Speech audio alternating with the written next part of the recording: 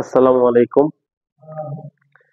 গত কয়েক মাস আগে আমি ঢাকার মিরপুর হার্ট ফাউন্ডেশন হসপিটাল নিয়ে একটি ভিডিও বানিয়েছিলাম।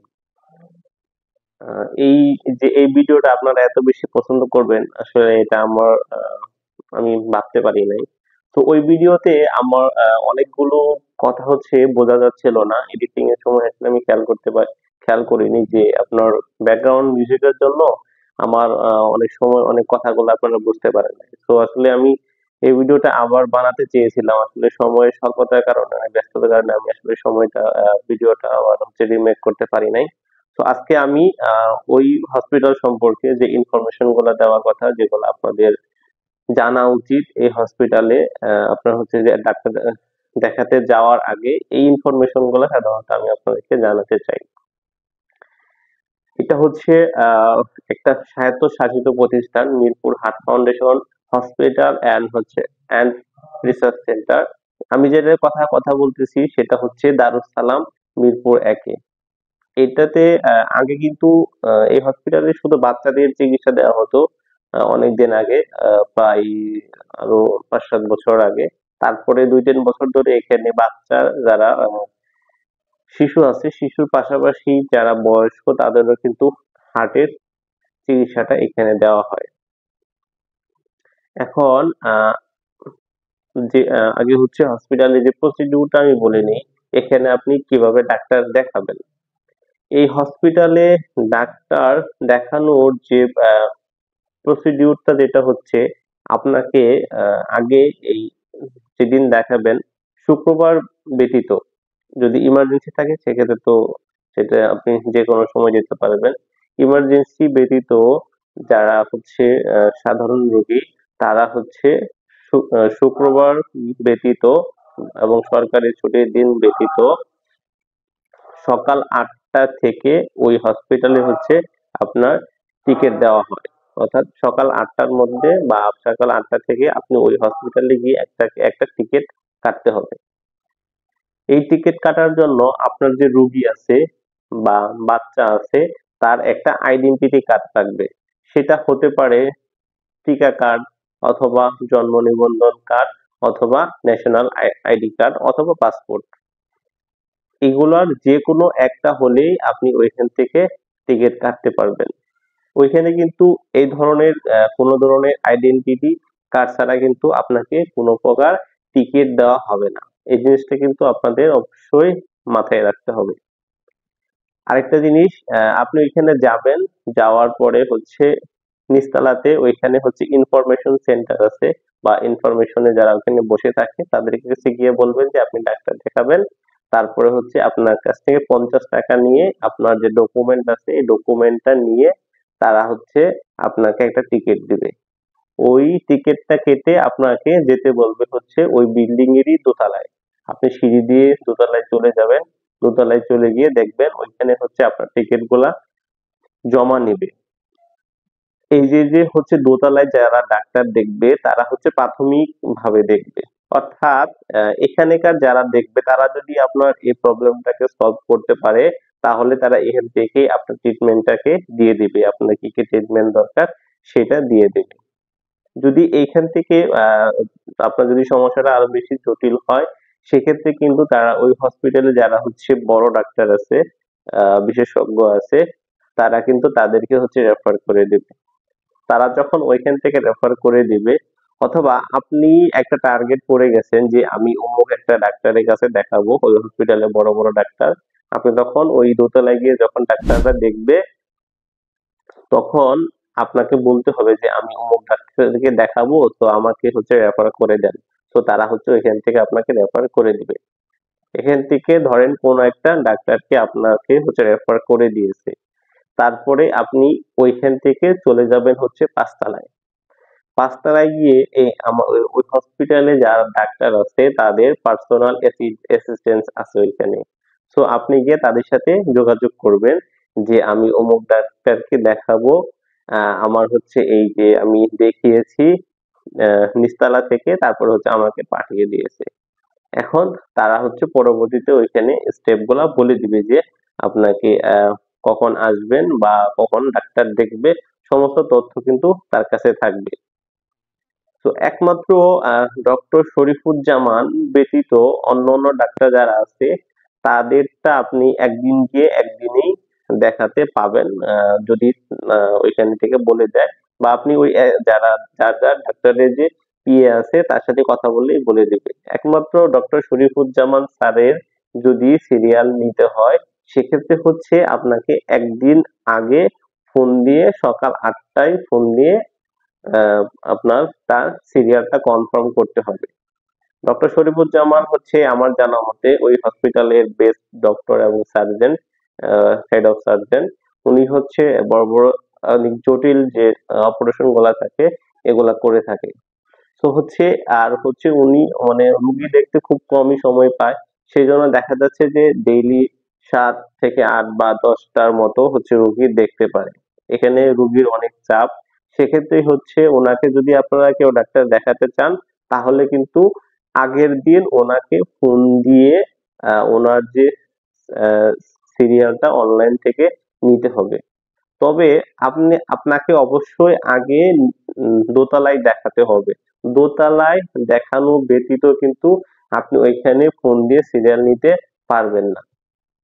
অর্থাৎ আপনি যখনই ফোন দিবেন, যখন আপনাকে বলবে যে আপনি ডক্টর শরীফুজ্জামানের স্যারের কোনো সিরিয়াল চাচ্ছেন, তখন আপনারা কিন্তু আপনাকে জিজ্ঞেস করবে যে আপনি কি দোতলায় ওইখানে যারা ডাক্তার আছে তাদেরকে দেখিয়েছেন কিনা এবং সেখান থেকে রেফার করা আছে কিনা। তো আপনাকে প্রথম কাজ হচ্ছে অবশ্যই দোতলায় গিয়ে ডাক্তার দেখানো, তারপরে হচ্ছে ডক্টর শরীফুজ্জামান স্যারের সিরিয়াল নেওয়া।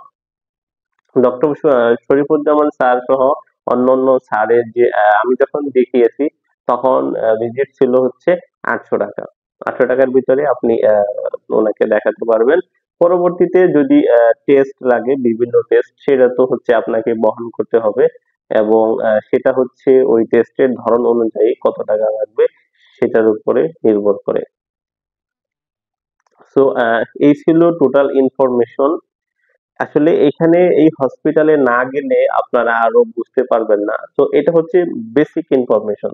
আপনি যখন যাবেন ওইখানে তখন দেখতে পারবেন যে আসলে এই ধরনের ইনফরমেশন, এই যতটুকু আপনি ইনফরমেশন জেনে গেলেন এইটাই আপনার মানে কতটা কাজে দিবে।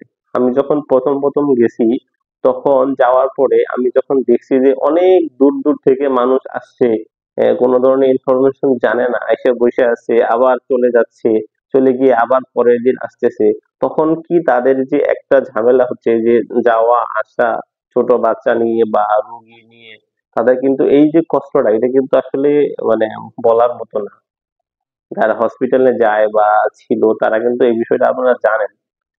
তো এই জন্যই হচ্ছে আমার এই ভিডিওটা হচ্ছে তাদের উদ্দেশ্যে যারা হচ্ছে এই বেসিক ইনফরমেশন টুক জানেন না, তাদের উদ্দেশ্য হচ্ছে এই বেসিক ইনফরমেশনটা আপনাদেরকে জানানো। আর আমার ভিডিওতে অনেকেই হচ্ছে অনেক কমেন্ট করেছেন যে অনেক বিষয়ে আপনারা জানতে চান। আহ, তার মধ্যে হচ্ছে আপনারা অনেকে জানতে চাচ্ছেন যে এখানে অপারেশন করতে কত টাকা লাগে। আসলে ভাই এখানে অপারেশন করতে কত লাগে এটা আমিও জানি না। এখানে আপনি যখন যাবেন ডাক্তারের সাথে থাকবেন, ডাক্তার যখন আপনাকে কনসাল্ট করবে তারপরে হচ্ছে আপনার যে রোগের ধরন, আপনার যে সিচুয়েশন, এইটার উপরে ডিপেন্ড করে ডাক্তার আপনাকে বলতে পারবে যে এখানে কত টাকা লাগবে।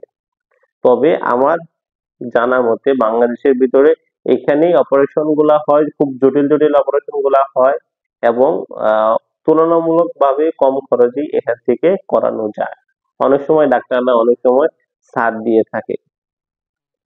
আর হচ্ছে এই যে চিকিৎসার মান যদি আমরা বলি, আমার জানা মতে বাংলাদেশের ভিতরে হার্টের যে রোগ আছে এর ভিতরে হার্ট ফাউন্ডেশনই মনে করি আমি 1 নম্বরে পজিশনে আছে।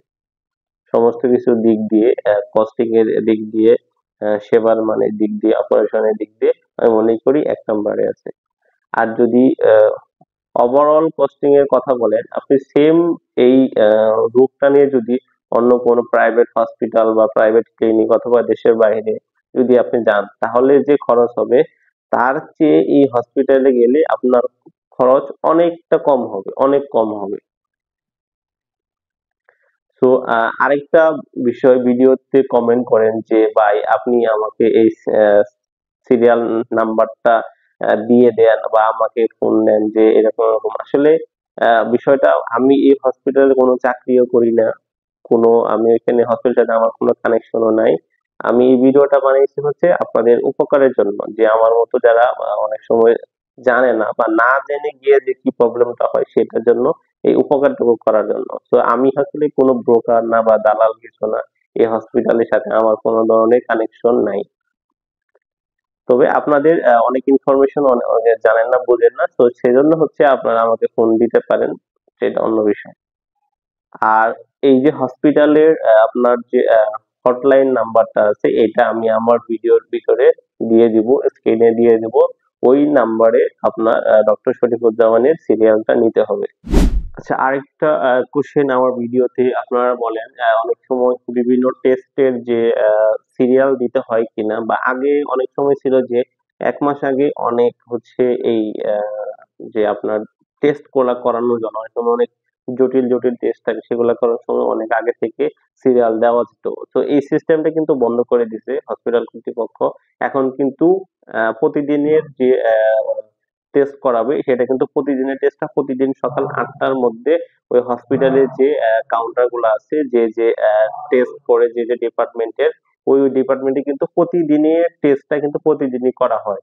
এখানে কিন্তু অগ্রিম সিরিয়াল নেওয়ার কোনো সিস্টেম নেই, যদিও এটা আগে ছিল, এখন কিন্তু এটা নেই পুরোপুরি। তো এই জিনিসটা আপনারা মাথায় রাখবেন। আপনারা কিন্তু কোনো টেস্ট গুলা করাতে গেলে কিন্তু প্রতিদিন আপনাকে যেতে হবে, সকাল 8টার মধ্যে আপনাকে চলে যেতে হবে, এবং তাদের কিন্তু কিছু লিমিটেশন আছে। সকাল 8টা অথবা আপনি কিছু সংখ্যক, অথবা দেখা যাচ্ছে যে 100টার বেশি নিবে না বা এরকম কিছু, আমি সঠিক জানি না। অনেক সময় এরকম হয় যে দেখা যাচ্ছে যে অনেক বেশি রোগী হয়ে গেছে, আপনার ডাক্তার নেই, সেক্ষেত্রে কিন্তু অনেক প্রবলেম হয়। তো তাদের একটা লিমিটেশন আছে, যে প্রতিদিন যে আপনার এটা করে টেস্টটা করে, সেটারও কিন্তু একটা লিমিটেশন আছে।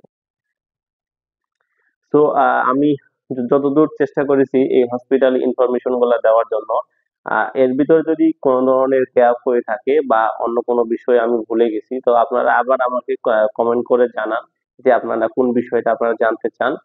তো আমি চেষ্টা করব অবশ্যই আপনাদেরকে এই হেল্পটা করার জন্য। তো বন্ধুরা, আজকের ভিডিওটা আমি এখানেই শেষ করছি। এই ভিডিওতে যদি কোনো ধরনের ইনফরমেশন আমি গ্যাপ হয়ে থাকে বা আমি বলতে ভুলে গেছি, তো আপনারা কমেন্ট করতে পারেন এই হসপিটাল সম্পর্কে আপনারা কি কি আরো ইনফরমেশন জানতে চান।